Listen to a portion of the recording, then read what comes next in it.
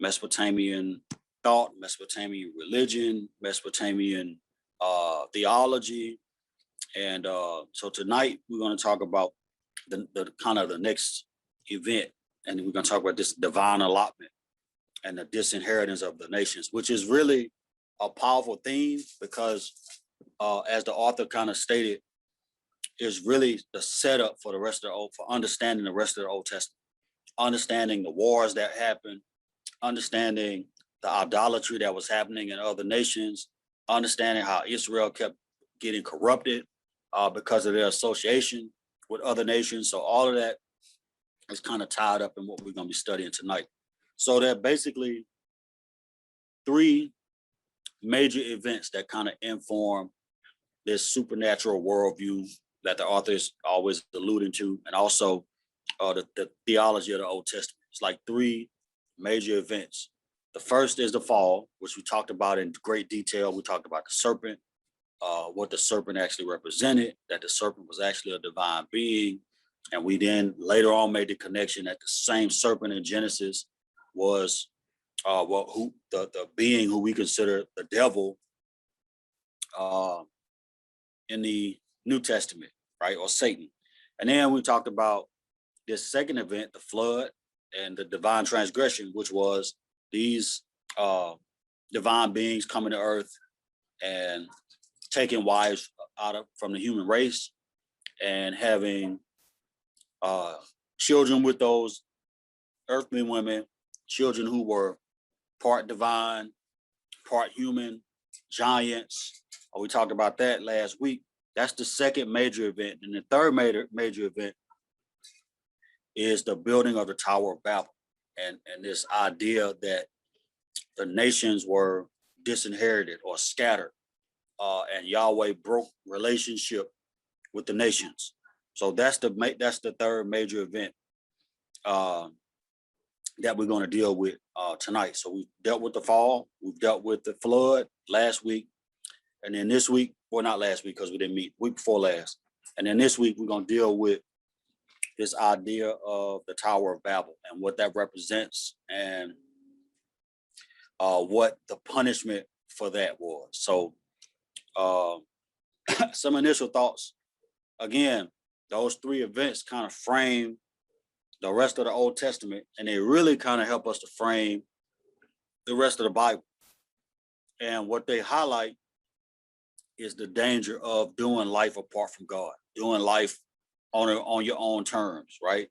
The divine transgression, that was a perfect example of doing life on your own terms and not follow. We talked about it last week, how Jude and Peter talked about when those divine beings came to earth, how they crossed a boundary. They didn't keep their natural boundaries, but they crossed a boundary and they, did things that they weren't supposed to do, apart from what God had already set, the boundary that was set there by God, right? We talked about even in Genesis 3 with the fall, how Adam and Eve made a conscious decision to disobey God, right?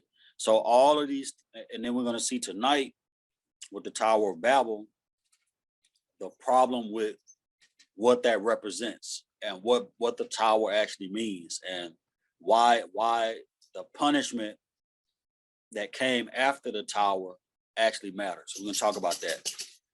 And so another thought that the author put forth in this particular chapter dealing with this idea about the divine allotment is that the Lord, how we talk in the Old Testament, you read it, especially with the prophets, that Yahweh or the Lord would be among his people and he'd be their God, they'd be his people, and he'd live among the people. That was still a desire, but now it would come with challenges, right? All these divine rebels that have turned against God, have corrupted humanity, they would challenge Yahweh, and they're going to continue to challenge God until time wraps up. So with that, any attempt to kind of reunite heaven and earth on human terms is not going to happen, and it's not going to work. And we'll see that even tonight with this the Tower of Babel, where that was actually an attempt to reach heaven, but do it on human terms. And it didn't work. We're going to see that tonight. Any type of utopia, any type of going back to Eden and trying to recreate that Edenic peace and that Edenic tranquility is not going to happen, not without God doing it. And then so another initial thought is that when we think about the flood and the Tower and Babel have a connection in that when the flood happened and after or before the flood in Genesis 6 and 4, it talked about the Nephilim. We talked about them last week or week before last about how they're giants, and that was an insult, and how the writers of Genesis 6 used that term giant to insult the culture, the Mesopotamian culture of the time. But in Genesis 6 and 4, it talks about the Nephilim, and it says the Nephilim were on the earth in those days and also afterward, when the sons of God went into the daughters of humans, who bore children to them. And it says these were the heroes of old, the warriors of renown. So they had a name, right? They were heroes, they were renowned, they had titles and they had names. And then if you look in Genesis 11 and 4, what you'll see is a connection. And the connection is that in the people who conspired to build the Tower of Babel did it so they can make a name for themselves. Genesis 11 and verse, let me go over here. First, I'll read 3 and 4. It says, and they said to one another, come, let us make bricks and burn them thoroughly. And they had brick for stone and bitumen for mortar. And it says, then they said, come, let us build ourselves a city and a tower with its top in the heavens. And let us make a name for ourselves, otherwise we shall be scattered abroad. You see, that's the point I'm trying to make. Let us make a name for ourselves, otherwise we shall be scattered abroad upon the face of the whole earth. So the flood and what preceded the flood were these Nephilim who were men of renown, who were warriors, who had men who had a name. That's what that word, when it talks about men of renown. Otherwise, in other words, these were men who had a name. And then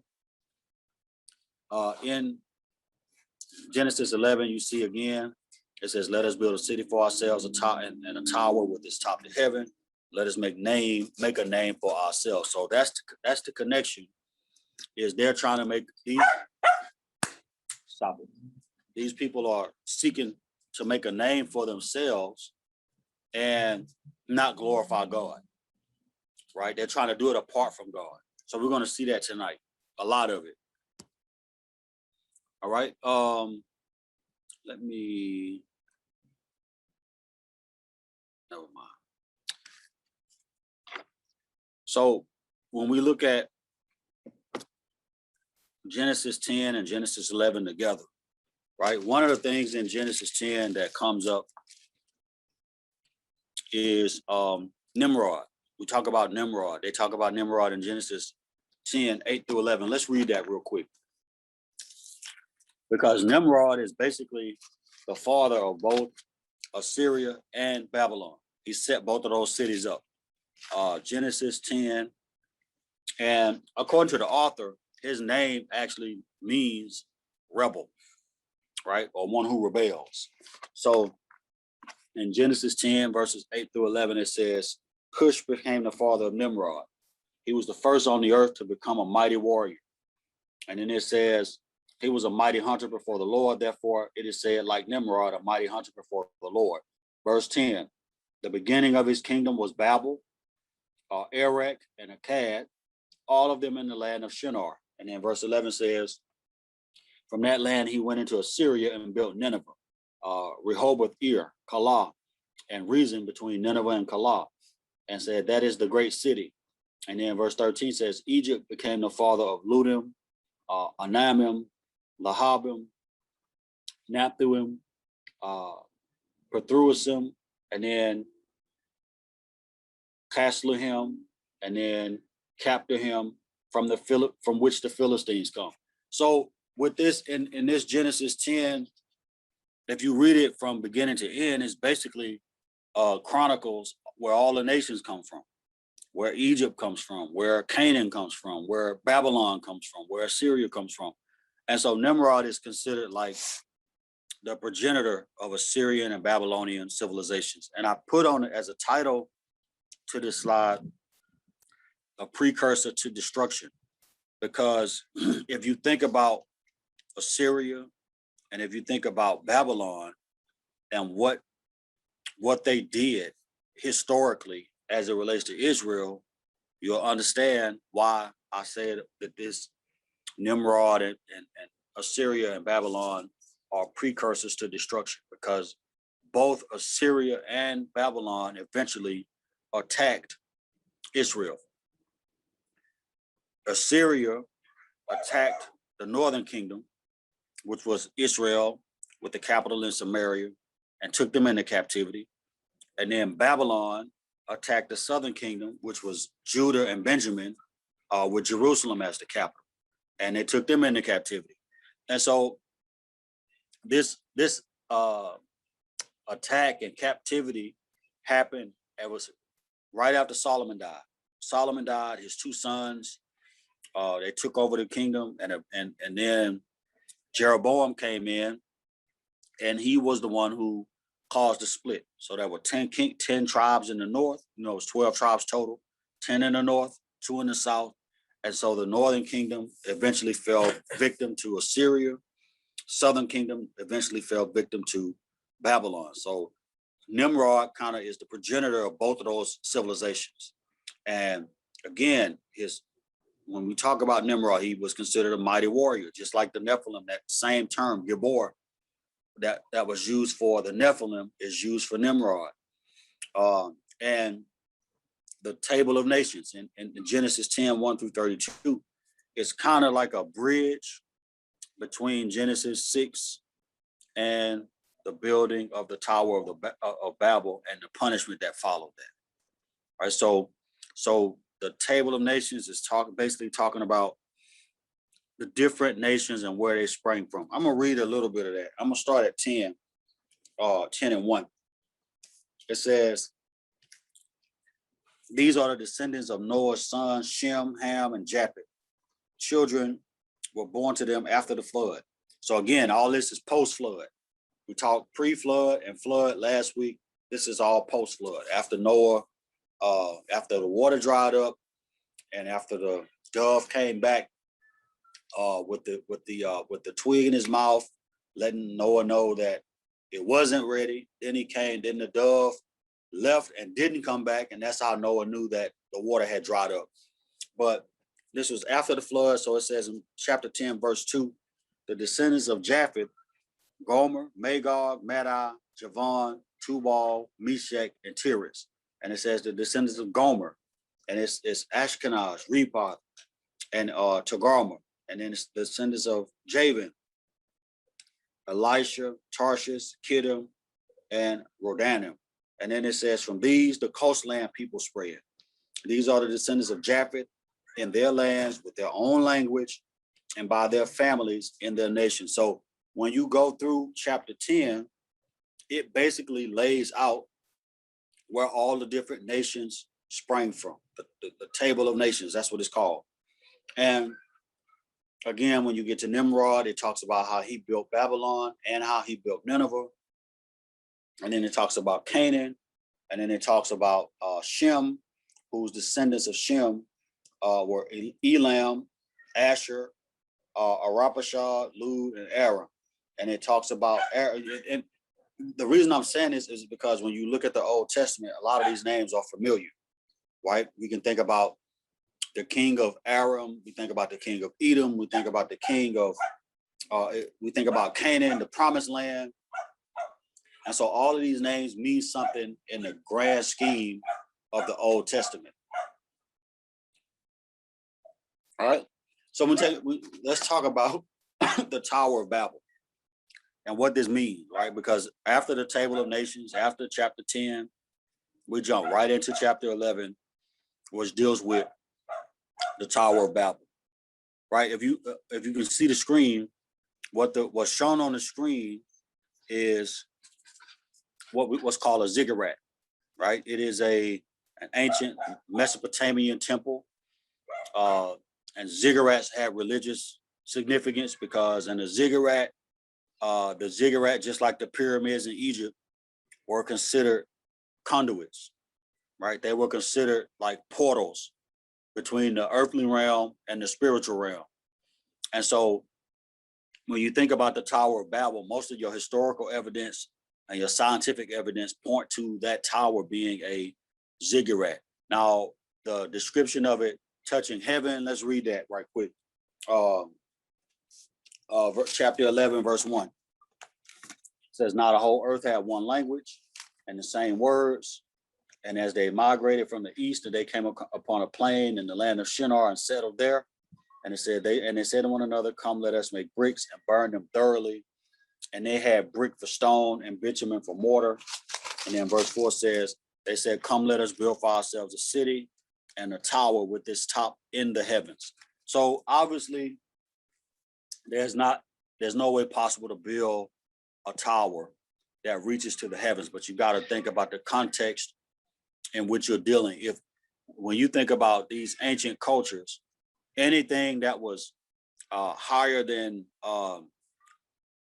let's say, 100 feet, 200 feet high, that's a feat of engineering magnificence, right? If you could build something that high. So it's really kind of an exaggeration to say that the top would be in the heavens. If in order to build anything that will reach the heavens, right, it would have to reach at least, let me think how far. I had this information in a sermon about the distance between the surface of the earth and the stratosphere, and then the distance from the surface of the earth to the outer space, which is the second heaven, and then the distance from the surface of the earth to the third heaven, which is beyond the edge of the galaxy, right? So there's no way possible to build something that would actually reach heaven, but that's more of an exaggeration. But this is a depiction of what an ancient ziggurat would look like, right? And you can see the stairways leading up to the different doors.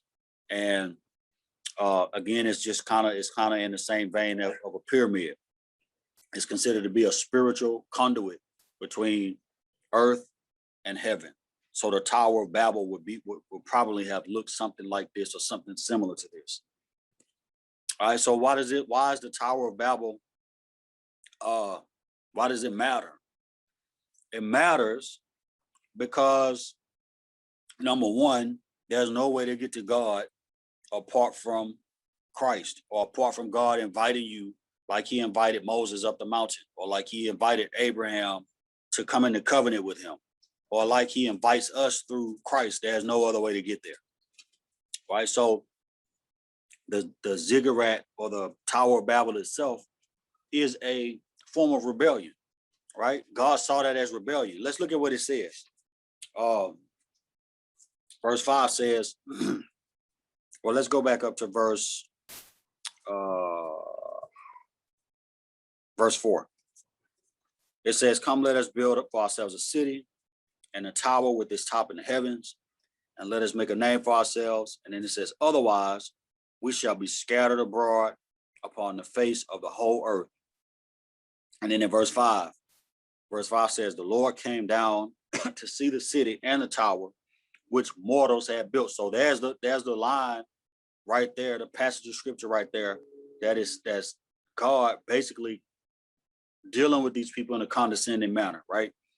Let's go see what these humans have done. And then it says, and I'm reading from the New Revised Standard Version, by the way, so it sounds like it's a really modern translation. So I apologize for that if that's offensive to you, or if you don't like how it sounds, or if it doesn't sound like King James. But then it says in verse 6, and the Lord said, look, they are one people, and they have all one language. And this is only the beginning of what they will do. Nothing that they purpose to do will not be impossible for them. So verse 7, you see again this plural language, just like you saw in Genesis 1 and 26 and 27. Just like you saw at the end of Genesis 3, when it said, when God made the decision to banish Adam and Eve from the garden because Otherwise, they will become like us, or they have become like us, knowing good and evil. So now you see here that same type of language. Let us go down. Verse 6. And the Lord said, look, there are one people, and they all have one language. And this is only the beginning of what they will do. Nothing that they propose to do will now be impossible for them. Verse 7, come, let us go down and confuse their language so that they will not be able to understand one another's speech. So when you think about the scattering of the language, that was one part of the punishment. All right. And then it says in verse 8, so the Lord scattered them abroad. That's the other part of the punishment, taking them and scattering them over the face of the earth. And it says, and they left off building the city. Therefore, it was called Babel, because the Lord confused the language of all the earth. And from there, the Lord scattered them abroad over the face of the earth. And a lot of times when we get to that part, we stop reading. We think that that's the end of it, but that's actually not the end of it. It's actually a precursor or a prelude to what's coming next, the second part of the punishment, which is the disinheritance. All right, so turn to Deuteronomy 32, and we're going to look at verses 8 and 9. Let me turn to it right quick. And before I turn to that, I want to check this, the waiting room, to make sure we don't, that there's nobody in the waiting room. Let me check that real quick. Okay, I see one person. All right, sorry about that, Zena.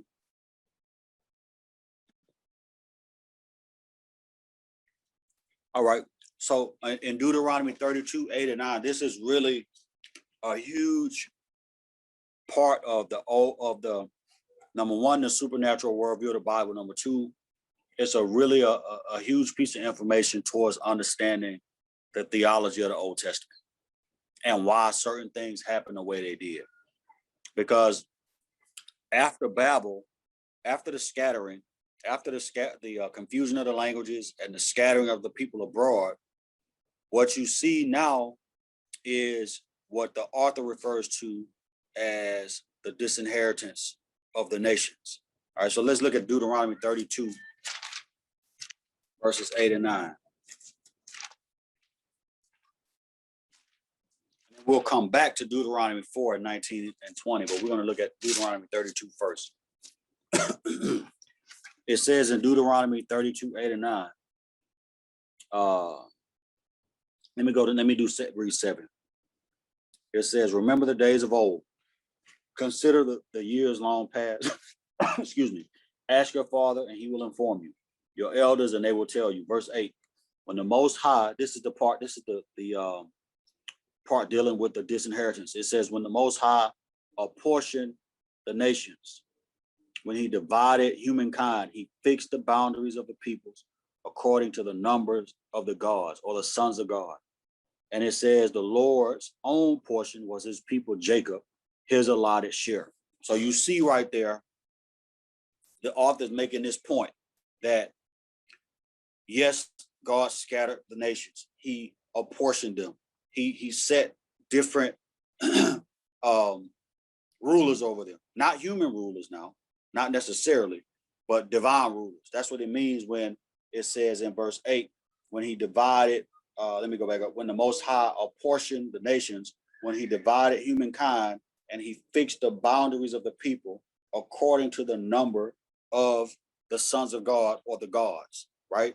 So now what you see is God, Yahweh, the Father, putting these other divine beings in charge of nations. And here's the reason why. It's not that God can't manage. It's not that he did not want to manage. What God is saying is this: if you don't want me, then I'm going to wash my hands with you. That's the point that God is making with this disinheritance. But the grace is that it's temporary. We're going to see that in a minute. It's not that God stopped loving humanity, that God didn't want to have anything to do with humanity. But this was a punishment for that persistent rebellion, that constant rebellion. It just kept popping up. Man kept rebelling. And so now God says, here, I'm going to divide the nations up. This is after scattering, after Babel. I'm dividing the nations up, and I'm going to put different Elohim over them. We're going to come back to that in a second. Then you see in Deuteronomy 4, 19 and 20, right? Deuteronomy 4, 19 and 20. Let's pull that up real quick.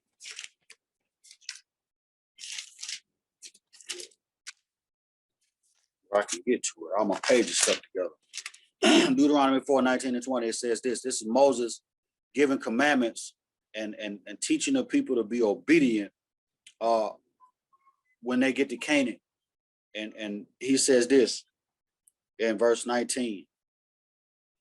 Actually, I'm going to go to 15. It says, since you saw no form when the Lord spoke to you at Horeb out of the fire, take care and watch yourselves closely so that you do not act corruptly by making an idol for yourselves in the form of any figure, the likeness of male or female, the likeness of any animal that is on the earth, the likeness of any winged bird that flies in the air, the likeness of anything that creeps on the ground, the likeness of any fish that is in the water under the earth. So Moses already understands the dangers of idolatry. And he understands that the nations that are around Israel are idolatrous nations who worship idols, who worship stone images, things that are carved out of stone, like birds, or that look like people, or that look like whatever. So Moses understood that. Then he says in verse 19 and 20, he says, and when you look up to the heavens and see the sun, the moon, and the stars, all the host of heaven, look at what he says. Do not be led astray and bow down to them and serve them. Things that the Lord your God has allotted to all the peoples everywhere under heaven. So that's Moses now turning it around, saying that these are these Elohim, these ones that, because again, we go back to that Near Eastern thought that stars and the heavenly hosts were divine beings. And so now Moses is saying that, yeah, God has allotted these for other nations, but not for you. And then in verse 20, it says, but the Lord has taken you and brought you out of the iron smelter, out of Egypt, to become a people of his very own possession, as you are now. Right? So you see again the allotment. The people were allotted to the sons of God in Deuteronomy 32. And then you see here in Deuteronomy 4, the sons of God were allotted to the people. So God set this up. And you see some of this in the New Testament. You see some of it in the New Testament. Turn to Acts 17. Acts 17. Come on, pages. Everything stuck together.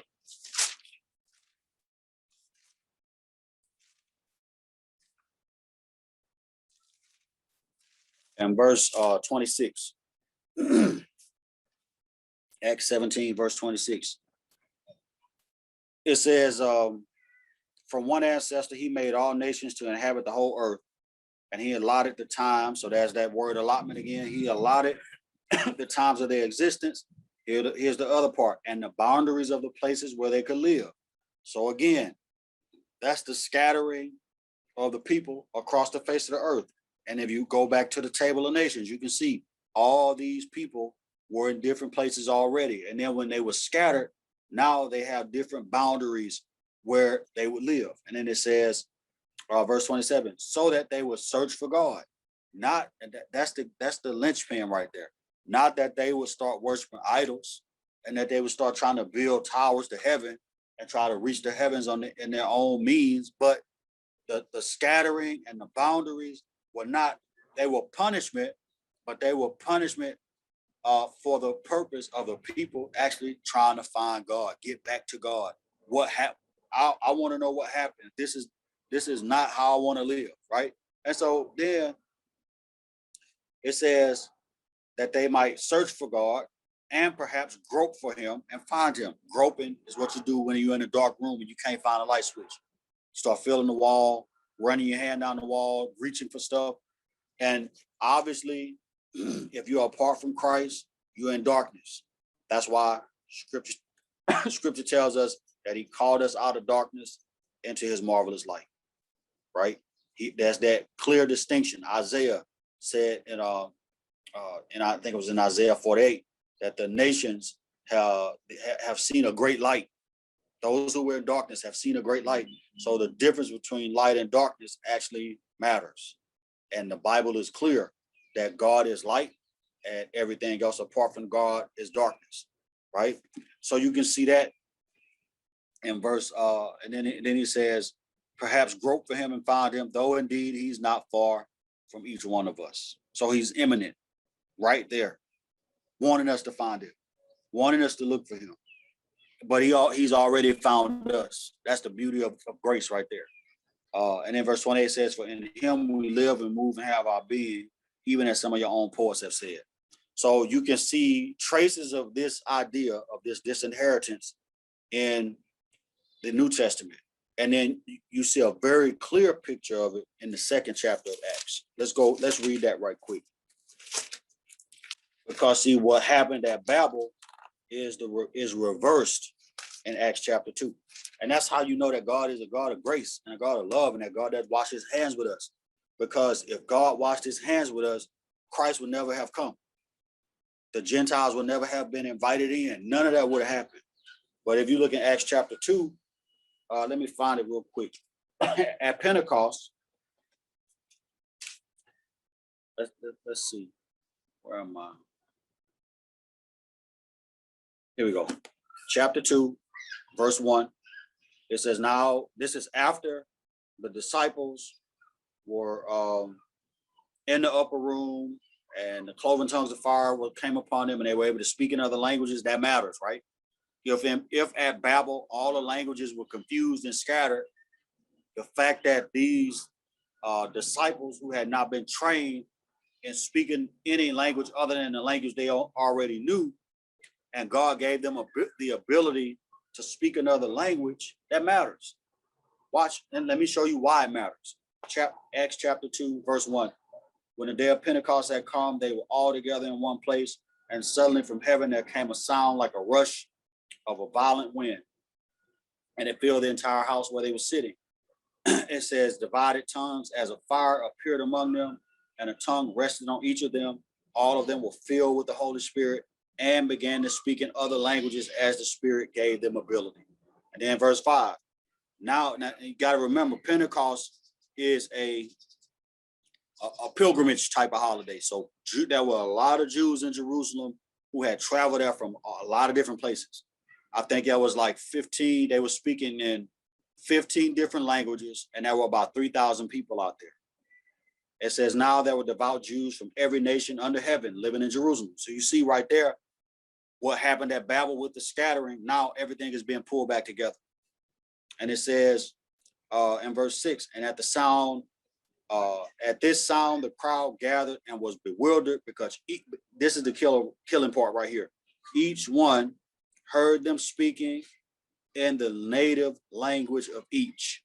Amazed and astonished, they asked, are not these all who are speaking Galileans? And how is it that we hear each of us in our own language? So you see again in Acts chapter 2, that's a picture of God reversing what happened at Babel, pulling the people back together and allowing the disciples who were in that upper room to speak languages that they couldn't normally speak, so that the message of forgiveness and the message of reconciliation and the message of Christ could get out. Let's see what they were talking about. It says, and how is it that we hear each of us in our own native language? Parthians, Medes, and Elamites, and residents of Mesopotamia, Judea, and Cappadocia, and Pontus, and Asia, Phrygia, and Pamphylia, and Egypt, and parts of Libya belonging to Cyrene, and visitors from Rome, both Jews and proselytes, Cretans and Arabs, in our own languages, we hear them speaking about God's deeds of power. And it says, all were amazed and perplexed, saying to one another, what does this mean? But others sneered and said they're filled with new wine. That's one of the ideas we talked about earlier. How, yes, God desires to live among his people. Yes, there's going to come a time where all this stuff is gone. The earth is going to be gone. Time is going to be wrapped up. And God is going to be, as the book of Revelations tells us, he will be our God and we'll be his people, and he'll live among us. But you can see when those that were talking about new wine, those were those enemies who didn't want to see things come back together, who were happy with people being in darkness, right? And so the disinheritance part is kind of like what the Bible says in Romans 1, verses 18 through 25. Well, it says that God gave man over to his own lusts, right? It's not that God didn't love humanity, but if this is what you want, here, take it, go get it, right? And so now we see again a connection with ancient Mesopotamia, cast as a place where bad things happen. Because the Babel and Babylon and the Tower of Babel, all that is ancient Mesopotamia. And again, you see that place just like last week when we talked about ancient Mesopotamia and the giants and the mixing of the races with the divine beings and human beings. All of that, again, we see the repudiation of Mesopotamian thought and Mesopotamian theology. We see it again. So with the Tower of Babel and the disinheritance, what that means is Yahweh is saying to the nations of the world that we no longer have a relationship. But there's a plan, and there's always a plan. And if you go back to Genesis 9:1, that's when God, that was after the flood, and God told them to replenish the earth. Obviously, all the human beings were dead because of the flood, except for those who were on the boat. So in Genesis 9:1, let me go to that. Come on, pages. It says, God blessed Noah and his sons, excuse me, and said to them, be fruitful and multiply, just like he told Adam and Eve, and fill the earth in verse 1. But instead, what happened as the people started to multiply, is that they started going away from God and not to God. And so that's when the disinheritance happened. That's when Babel was a rejection of God. They were saying we can get to the gods, we can get to the heavens, we can get to the outer reaches of the universe without him. We don't need him, right?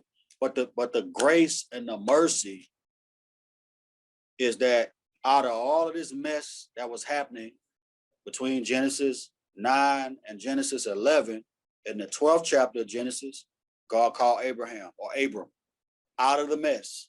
And he called Abram from the same place where all the transgressions were happening, and called him because this is how God was going to start over. This was the reset.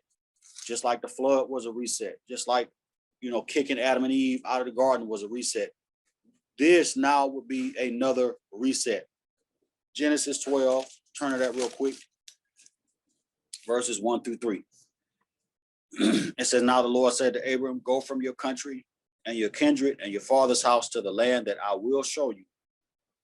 I will make you a great nation, and I will bless you and make your name great, so that you will be a blessing. Verse 3, I will bless those who bless you, and the one who curses you, I will curse. And here's the thing right here. Here's the grace of God right here. He says, and in you, this man from Ur of the Chaldeans, this man from ancient Mesopotamia, because the nation of Israel did not exist at the time, he said, in you, all the families of the earth shall be blessed. All the families of the earth shall be blessed out of Abraham. So when he called Abraham out, the plan was to use Israel as a conduit for the blessing. But Israel didn't exist at the time. It was just Abraham. And then eventually you had Abraham, who had a son, Isaac. And then Isaac had Jacob. And Jacob had the 12, he had 12 sons, and that's where the 12 tribes emanated from. But Israel will be the conduit for the blessing. And we know if we go from Abraham down 42 generations, where do we arrive?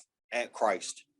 And arriving at Christ is what Galatians 3:16 says, that the seed of Abraham will be a blessing to all nations, and the seed is Christ. And so that's the grace of God. He always has a plan. Israel will be the conduit for the blessing. And there's a purposeful distinction in the Old Testament between Israel and those disinherited nations who were ruled or run by other gods. But Israel is where the blessing of God will come through, because that's where the Messiah will come from.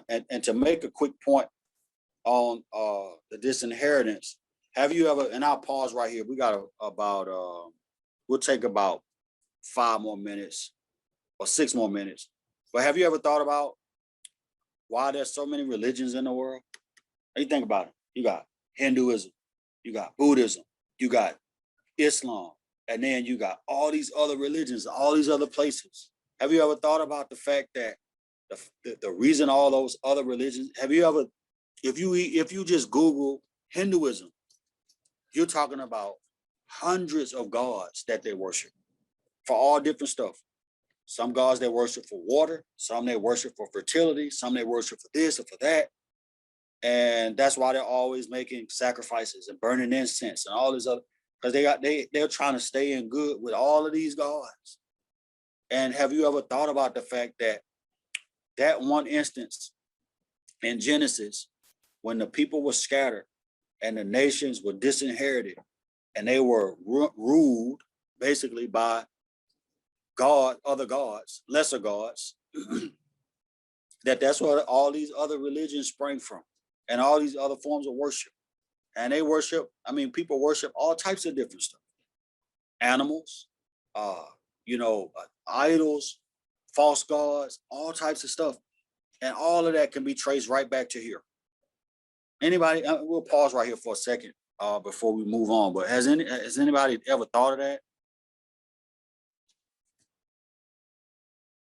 Or had a question about why there's so many religions, why there's so many gods, why there's so many idols that people worship? And I've thought about that a lot, and this brought a lot of clarity to my understanding of where all of this stuff came from, right? We could trace it all the way back to Babel and the scattering of the languages, and not just the languages, but the people.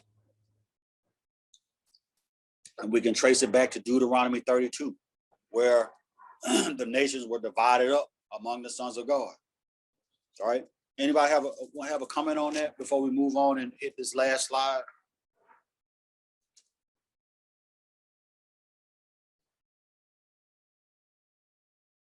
All right, we can finish this slide and then we'll wrap up.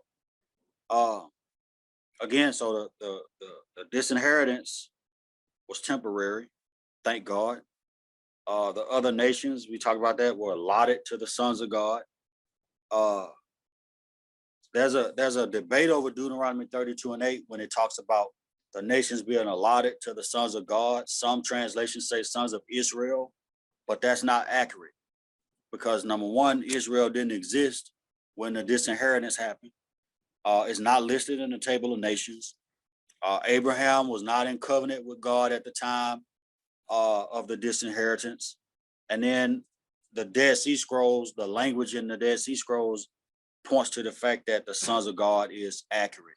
So we know that the nations were divided up among these divine beings. And then if we think about when we first started studying this in Psalm 82, right? When God was judging these corrupt Elohim or these other gods, he was judging them because of their failure how they failed and how they corrupted the nations that they were placed over, right? That's what Psalm 82 is all about. The disinheritance of the nations, and then the failure of those other divine beings to judge righteously and rule righteously over those nations. And that kind of puts everything into context too, because we started out talking about Psalm 82, talking about the sons of God and those Elohim and those who those lesser gods or lesser beings that God also created. We started out talking about that. And what you see is in Psalm 82, that judgment, that repudiation of those lesser Elohim was because of how they ruled over the nations that were allotted to them in this disinheritance. So we're gonna stop here. We'll pause for some questions.